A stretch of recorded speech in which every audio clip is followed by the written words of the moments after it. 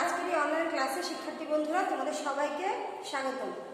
আশা করছি আল্লাহর অশেষ মেহেরবানিতে তোমরা সবাই ভালো আছো, সুস্থ আছো। আলহামদুলিল্লাহ আমিও ভালো আছি। শিক্ষার্থীরা, তোমাদেরকে একটু মনে করিয়ে দিচ্ছি, আমরা গত ক্লাসে তোমাদের সাথে যে বিষয়টা নিয়ে আলোচনা করেছিলাম, তোমাদের কি মনে আছে? আশা করছি মনে আছে। তারপরে চলো আমরা একটু সবাই মিলে মনে করার চেষ্টা করি। গত ক্লাসে আমরা আমাদের যে মনোবিজ্ঞানের প্রথম পত্র থেকে যে অধ্যায়টা শুরু করেছিলাম, চতুর্থ অধ্যায় প্রেষণা ও আবেগ, এই অধ্যায় থেকে প্রেষণা সম্পর্কে আমাদের 3টা শিক্ষণফল ছিল। প্রথম শিক্ষণফলটা ছিল কি, প্রেষণা কি বা কাকে বলে, তারপর হচ্ছে যে প্রেষণা চক্র আমরা ব্যাখ্যা করেছিলাম, তারপরে আমাদের প্রেষিত আচরণের যে বৈশিষ্ট্যগুলো রয়েছে এই বৈশিষ্ট্যগুলো আলোচনা করার চেষ্টা করেছিলাম। তো আমি একটু মনে করিয়ে দিচ্ছি, প্রেষণা কি। তোমাদেরকে বলেছিলাম যে প্রেষণা হচ্ছে একটি উদ্দেশ্যকে সামনে রেখে ভেতর থেকে যে তাগিদ বা তাড়নাটা আমরা অনুভব করি এবং এই উদ্দেশ্যটাকে চরিতার্থ করার জন্য আমাদের মধ্যে যে কর্মস্পৃহা বা কর্মচঞ্চলতা জাগে, সেটাই হচ্ছে কি প্রেষণা বা মোটিভেশন। তো তারই ধারাবাহিকতায় আজকে আমরা আমাদের শিক্ষণফল নিয়েছি এই প্রেষণার শ্রেণী বিভাগ তুলনা করতে পারবে। তারপরে হচ্ছে যে জৈবিক এবং শারীরবৃত্তীয় প্রেষণার বৈশিষ্ট্য সমূহ তোমরা জানতে পারবে, এবং সর্বশেষ যেটা সেটা হচ্ছে জৈবিক প্রেষণা সমূহ কি, এই প্রেষণাগুলো তোমরা বিশ্লেষণ করতে পারবে। তাহলে চলো শিক্ষার্থীরা, আমরা আমাদের আজকের পাঠে চলে যাই। তো প্রথমে আমাদের কি শিক্ষণফল, যে প্রেষণা শ্রেণী বিভাগ তোমরা করতে পারবে। শিক্ষার্থীরা, এই প্রেষণা শ্রেণী বিভাগ নিয়ে আসলে অনেক মতভেদ রয়েছে বা অনেক মনোবিজ্ঞানীরা অনেকভাবে প্রেষণাকে শ্রেণী বিভাগ করেছেন। তবে সাধারণত অনেক মনোবিজ্ঞানীরাই প্রেষণাকে সাধারণত 2 ভাগে ভাগ করেছেন। ঠিক আছে শিক্ষার্থীরা, কয় ভাগে ভাগ করেছেন? 2 ভাগে ভাগ করেছেন। প্রথমটা হচ্ছে যে জৈবিক বা শারীরবৃত্তীয় প্রেষণা, আর 2 নাম্বার যেটা সেটা হচ্ছে সামাজিক প্রেষণা বা সোশ্যাল মোটিভস। আর আমরা প্রেষণাকে কয় ভাগে ভাগ করব? 2 ভাগে ভাগ করব। প্রেষণার শ্রেণী বিভাগ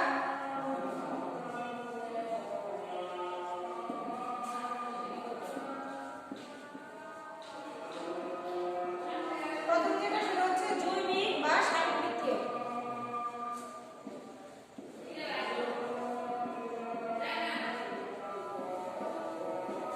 তারপর 2 নম্বরটা সেটা হচ্ছে সামাজিক প্রেষণা।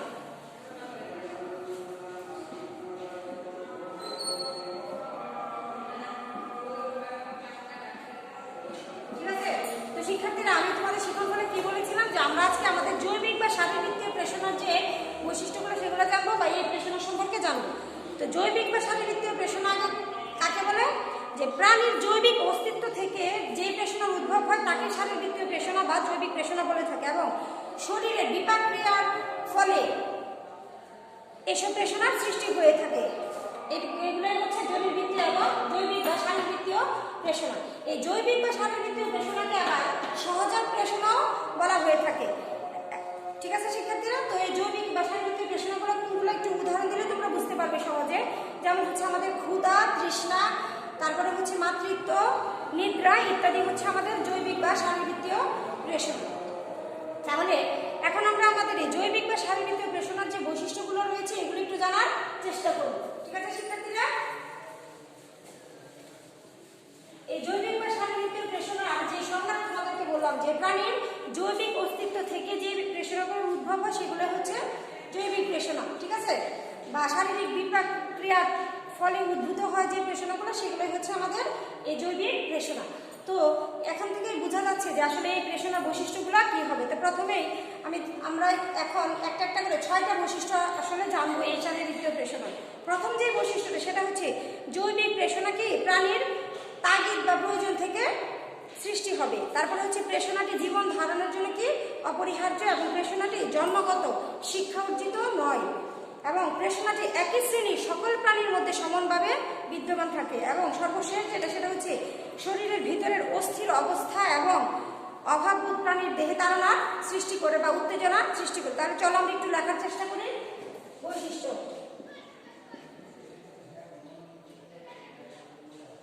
জৈবিক প্রেষণার বৈশিষ্ট্য।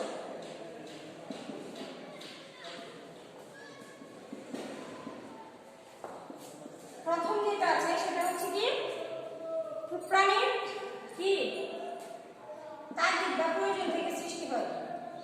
তাগিদ বা প্রয়োজন থেকে সৃষ্ট। আমি ছোট করে লিখছি শিক্ষার্থীরা, প্রয়োজন থেকে সৃষ্টি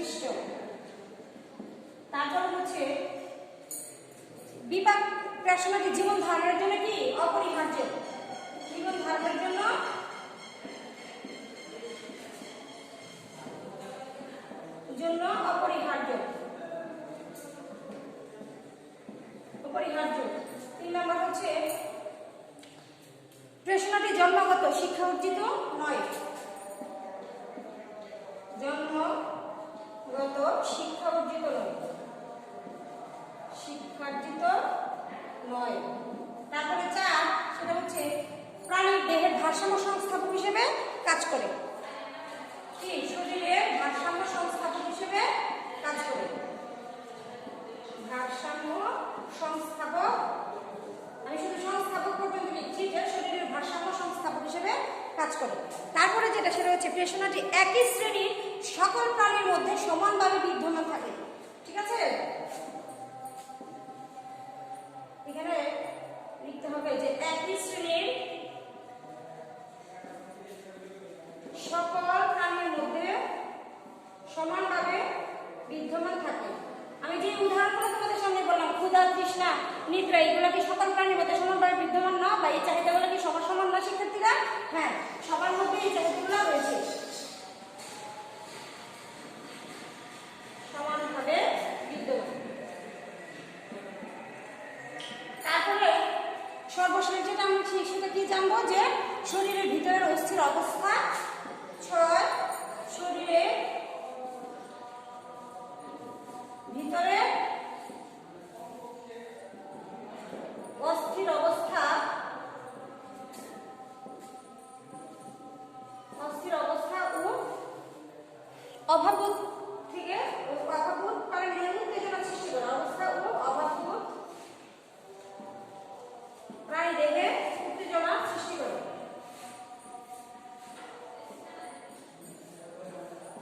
উত্তেজনা সৃষ্টি করে। তাহলে শিক্ষার্থীরা আমরা একটা করে এখানে কয়টা বৈশিষ্ট্য লিখবো না? 6টা বৈশিষ্ট্য। প্রথমটা ছিল এটা কি? শারীরিক তাগিদ বা প্রয়োজন থেকে সৃষ্ট, জীবন ধারণের জন্য অপরিহার্য, জন্মগত নয়। এটা হচ্ছে কি? এই প্রশ্নটা জন্মগত, শিক্ষা অর্জিত নয়। তারপরে শরীরের ভারসাম্য সংস্থাপক হিসেবে কাজ করে, এবং এই প্রশ্নটা একই শ্রেণীর সকল প্রাণীর মধ্যে সমানভাবে বিদ্যমান। তারপরে শরীরের ভিতরের অস্থির অবস্থা এবং প্রাণীদেহে কি? উত্তেজনা সৃষ্টি করে এই প্রশ্ন। ঠিক আছে শিক্ষার্থীরা, তাহলে আমরা এখানে 6টা বৈশিষ্ট্য জানার চেষ্টা করব। এই বৈশিষ্ট্যগুলো কিন্তু খুব সহজ।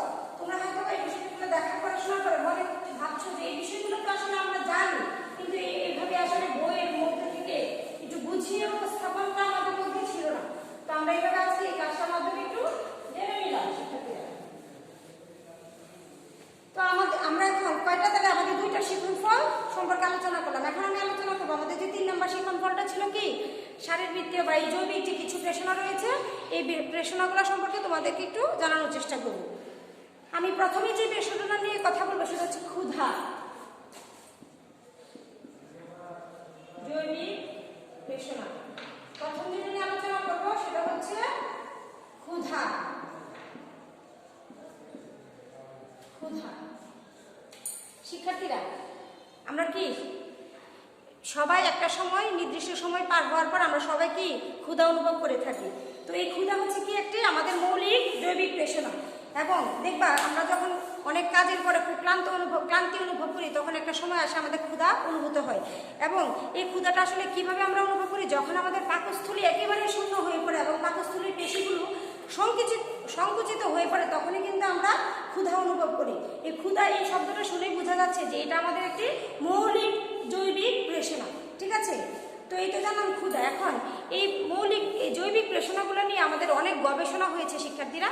তো আমি তোমাদের সাথে খুব ছোট করে 2-একটা গবেষণা একটু উল্লেখ করছি। মনে করো এখান থেকে আমাদের পরীক্ষার প্রশ্ন আসলো, তখন উত্তর লেখার সময় আমরা ওই জৈবিক প্রেষণা উদ্দীপকের আলোকে বুঝতে পারবো যে এটা আসলে জৈবিক প্রেষণা।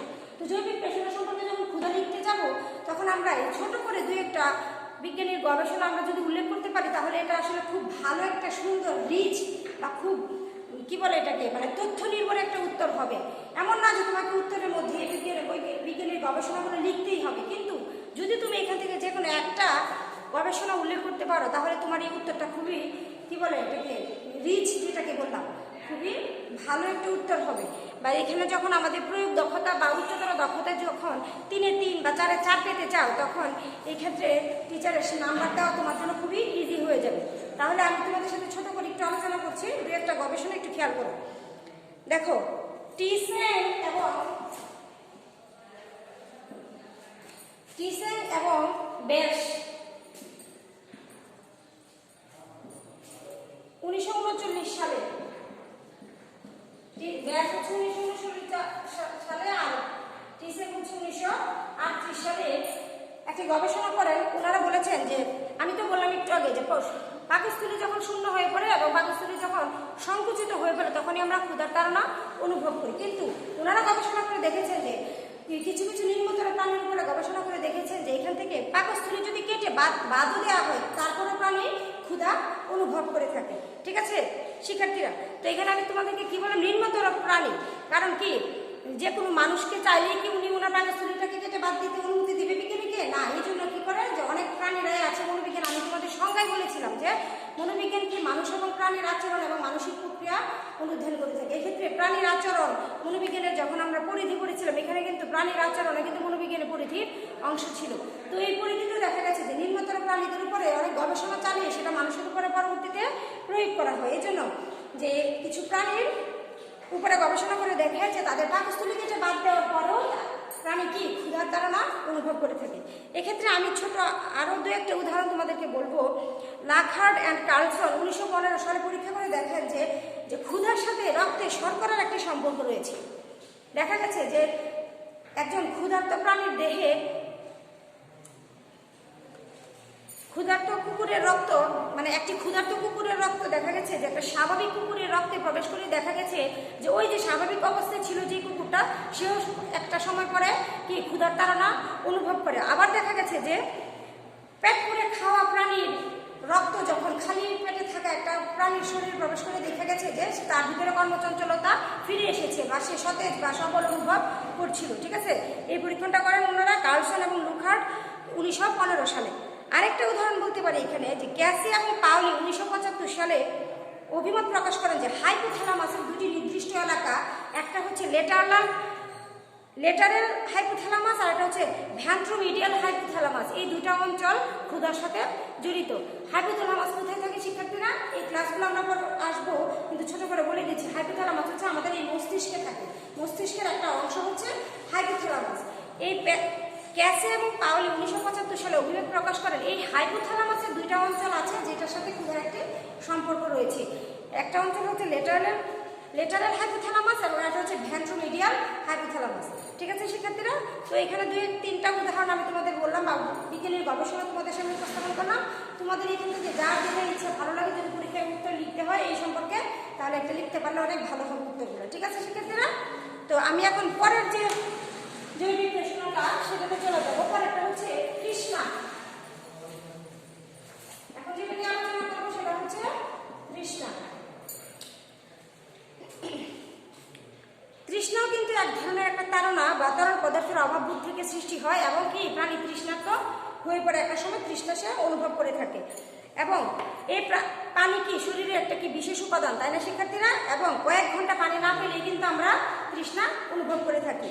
এবং শারীরবিজ্ঞান পরীক্ষা করে দেখেছেন যে রক্তস্রোতে পানির অভাব ঘটলে তা মস্তিষ্কের একটা বিশেষ কেন্দ্রকে উত্তেজিত করে এবং মস্তিষ্কের স্নায়বিক প্রক্রিয়ার মাধ্যমে গলা এবং জিহ্বার শুষ্কতা ঘটিয়ে থাকে এবং মুখের অভ্যন্তর এবং কণ্ঠনালীর আশেপাশে যখন শুকিয়ে যায় তখনই কিন্তু আমরা তৃষ্ণা অনুভব করে থাকি। তাই দেখা যাচ্ছে যে তৃষ্ণা কিন্তু একটি মৌলিক জৈবিক পেশনা। এখন এই তৃষ্ণা সম্পর্কে একটি গবেষণা আমি তোমাদের সাথে উল্লেখ করছি, খুবই ছোট একটা গবেষণা। অ্যান্ডারসন 1953 সালে পরীক্ষা করে দেখেছেন যে হাইপোথ্যালামাসের, এইখানেও কিন্তু একটা হাইপোথ্যালামাসে জড়িত শিক্ষার্থীরা, হাইপোথ্যালামাসের ওয়াটার রিজিয়ন নামে একটি কেন্দ্র আছে যা কিনা এই তৃষ্ণার সাথে জড়িত। ঠিক আছে শিক্ষার্থীরা, তো তৃষ্ণা একটি জৈবিক প্রেষণা এবং এই তৃষ্ণাটা কেন অনুভব করি? যখন দীর্ঘ সময় আমরা পানি পান থেকে বিরত থাকি তখন দেখা যায় আমাদের মুখের অভ্যন্তরে এবং কণ্ঠনালীর আশেপাশে শুকিয়ে যায়, তখন আমরা তৃষ্ণা অনুভব করে থাকি। এখন এই তৃষ্ণার তো অবস্থায় যে থাকবে তার প্রয়োজন প্রথম কি পানি।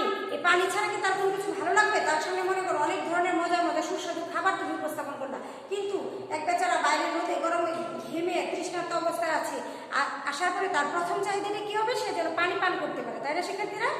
তো এই তাহলে কি এই তৃষ্ণাও একটা জৈবিক প্রেষণা। এবং তারপরে কি পরীক্ষণটার কথা বললাম যে অ্যান্ডারসন 1953 সালে পরীক্ষা করে দেখেছেন হাইপোথ্যালামাসের ওয়াটার রিজিয়ন নামে যে কেন্দ্রটা তার সাথে এই পানির বা তৃষ্ণার্ত হওয়ার যে ব্যাপারটা এটা সম্পর্কযুক্ত। ঠিক আছে শিক্ষার্থীরা, তো এখন 3 নম্বর যে প্রশ্নটা নিয়ে আলোচনা করবো সেটা হচ্ছে যৌন কামনা। যৌন কামনা এই প্রশ্নটা কিন্তু একটি গুরুত্বপূর্ণ প্রশ্ন প্রাণীর ক্ষেত্রে বা প্রত্যেক প্রাণীর জন্য এটা খুবই গুরুত্বপূর্ণ এবং এটি একটি জৈবিক প্রশ্ন। এখন দেখো এই যৌন কামনা দৈহিক প্রয়োজনগুলোর মধ্যে কিন্তু একটি অন্যতম প্রয়োজন মানুষের।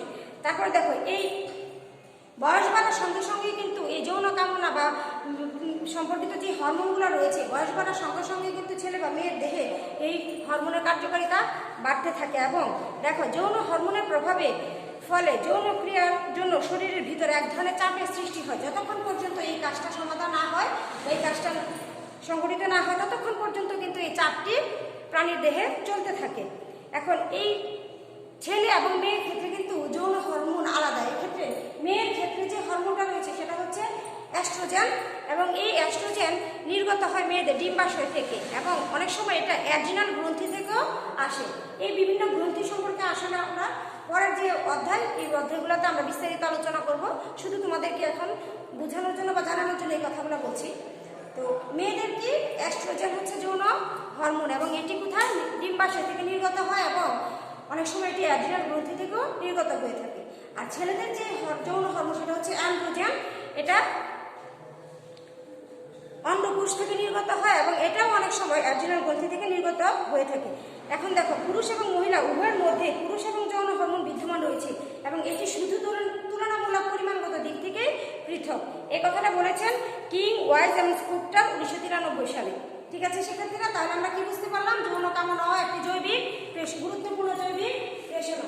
ঠিক আছে, এখন আমি জানবো আরেকটা জৈবিক প্রেষণা, সেটা হচ্ছে আমাদের মাতৃত্ব।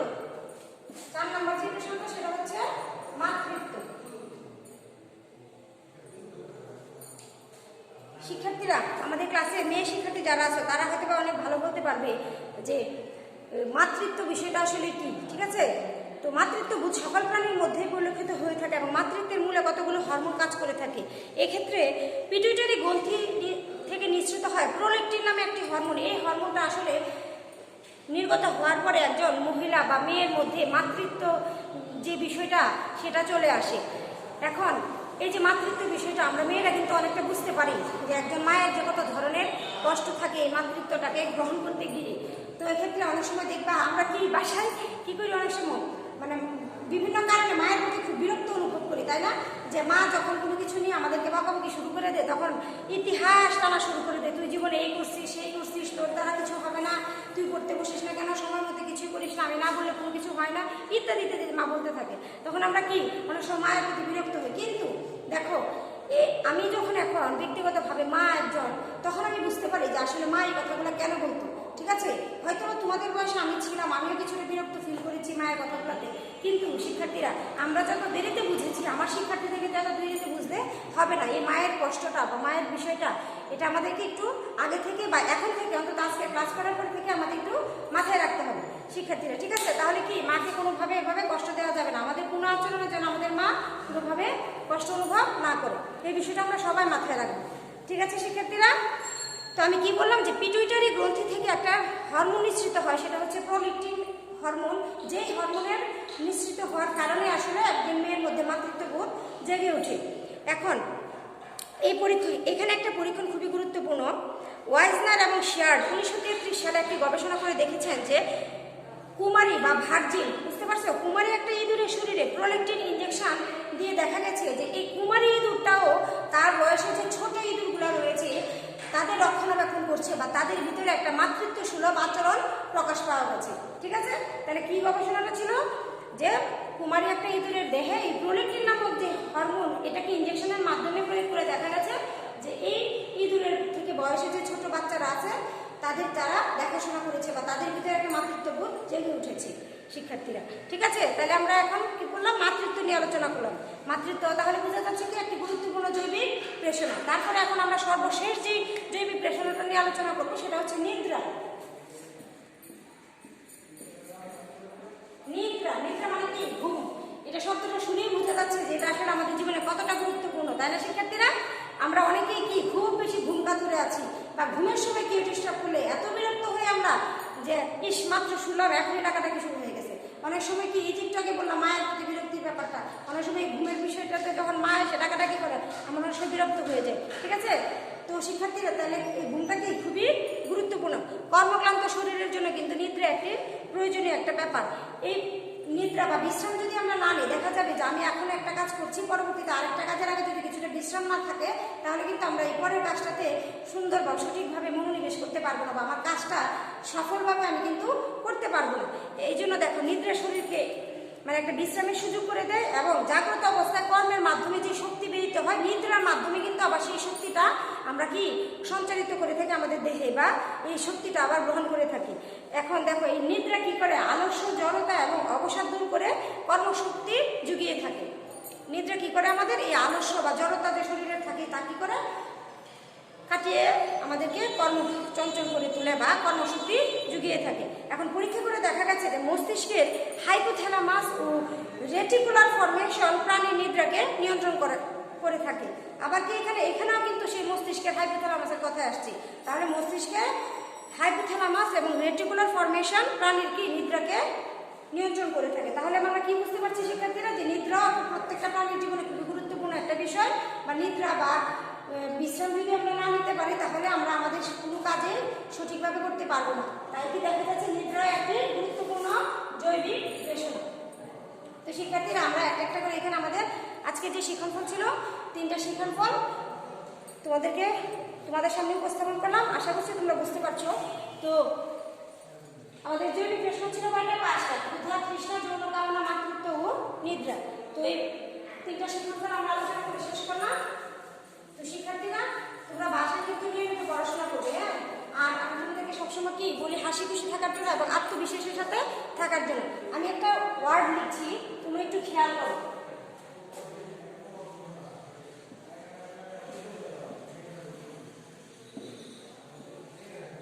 আমি গত ক্লাসটাতে তোমাদের কি নিয়ে আলোচনা করলাম, মোটিভেশন, এই বিষয়টা নিয়ে আলোচনা করলাম। এখন যে শব্দটা আমি বোর্ডে লিখলাম ইম্পসিবল, তাই না শিক্ষার্থীরা? তো আমরা যারা মনোবিজ্ঞানের সাথে জড়িত বা মনোবিজ্ঞান পড়ি না, ঠিক আছে, কিন্তু যারা বিভিন্নভাবে মোটিভেটেড হয়ে থাকে তাদের জীবনে কি শব্দটার কোনো জায়গা আছে? না। তা আমার শিক্ষার্থীদেরকে আমি বলবো যে এই ইম্পসিবল এই শব্দটার কোনো জায়গা যেন তোমার জীবনে না হয়। কারণ কি, মানুষ পারে না এমন কোনো কাজ নেই এবং মানুষের দ্বারা সব সম্ভব। তাই আমরা কি করবো, এইখান থেকে ইম্পসিবল শব্দটা থেকে আই এবং এমটা মুছে দিব। আমরা কি সবসময় এই পসিবল বিষয়টাকে নিয়ে কি করবো, পজিটিভ চিন্তা করবো। কি করবো, পজিটিভ চিন্তা করবো। সব সময় আমরা যে কোনো ব্যাপারে পজিটিভ থাকবো, তাহলেই দেখবে আমরা আমাদের কাজগুলোকে খুব সুন্দরভাবে সার্থকভাবে করতে পারবো। ঠিক আছে শিক্ষার্থীরা?